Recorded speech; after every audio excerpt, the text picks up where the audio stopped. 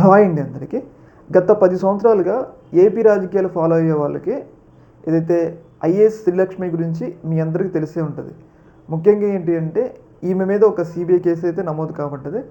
ఈమె మీద CBI case నమోదు కాబట్టడానికి కారణం ఏంటి అంటే ఏదైతే గతంలో 2004లో వైఎస్ రాజశేఖర రెడ్డి గారు సీఎం అయిన తర్వాత ఈమె ఏదైతే పారిశ్రామిక శాఖకి సెక్రటరీగా ఉన్నారు. ఐఏఎస్ కాబట్టి పారిశ్రామిక శాఖకి సెక్రటరీగా ఉన్నారు. అయితే ఈమె సెక్రటరీగా ఉన్నప్పుడు ఏదైతే గాలి జనార్దన్ రెడ్డి ఉన్నాడు కదా, గాలి జనార్దన్ రెడ్డికి ఓబులాపురం మైనింగ్ కేటాయించడంలో ఈమె చాలా కీలకమైన పాత్ర పోషించింది.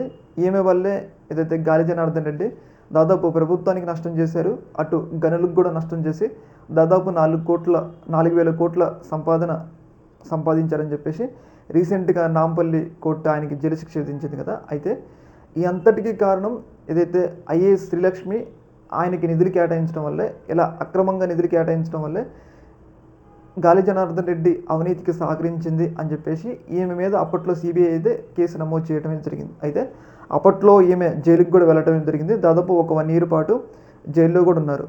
అయితే ఈ కేసులో ఆమె చెప్తుంది ఏంటంటే, నేను ఈ గనులు నా సొంతంగా కేటాయించలేదు, అప్పటి సీఎంలు అలాగే అప్పటి ఏదైతే మంత్రి గారు సబితా ఇంద్రారెడ్డి గారు చెప్తేనే నేను ఈ యొక్క గనులు కేటాయించని చెప్పేసి ఆమె తన అభిప్రాయాన్ని చెప్పింది. అయితే ఈ విషయాన్నే ఆమె ఏదైతే తెలంగాణ హైకోర్టులో ఛాలెంజ్ చేశారు. అక్రమంగా సిబిఐ నన్ను ఇరికిస్తుంది, దీని మీద చర్యలు తీసుకోండి అన్నట్లుగా ఆమె హైకోర్టులో పిటిషన్ వేశారు. ఈ పిటిషన్ని అంగీకరించింది హైకోర్టు. ఈమె తప్పేది లేనట్లుగా తేల్చిందనమాట. అంటే శ్రీలక్ష్మికి అనుకూలంగా తీర్పు వచ్చింది. కాకపోతే తర్వాత దీన్ని కొంతమంది అయితే సుప్రీంకోర్టులో ఛాలెంజ్ చేశారు. ఈమె పేరుని ఇలా హైకోర్టు తొలగించింది, ఇది ఒక తప్పుడు నిర్ణయం అన్నట్లుగా ఏదైతే హైకోర్టు ఇచ్చిన తీర్పుని సుప్రీంకోర్టులో ఛాలెంజ్ చేశారు. అయితే రీసెంట్గా సుప్రీంకోర్టు ఒక తీర్పు అయితే ఇవ్వడం జరిగింది. ఈ తీర్పులో ఐఏఎస్ శ్రీలక్ష్మి పాత్రని ఒక 3 నెలల్లో విచారణ చేసి ఆమె పాత్ర ఉందా లేదా నివేదిక సమర్పించాలని చెప్పేసి సుప్రీంకోర్టు అయితే ఆదేశించడం జరిగింది. ఒక రకంగా ఏదైతే ఈ యొక్క ఐఏఎస్ శ్రీలక్ష్మికి షాక్.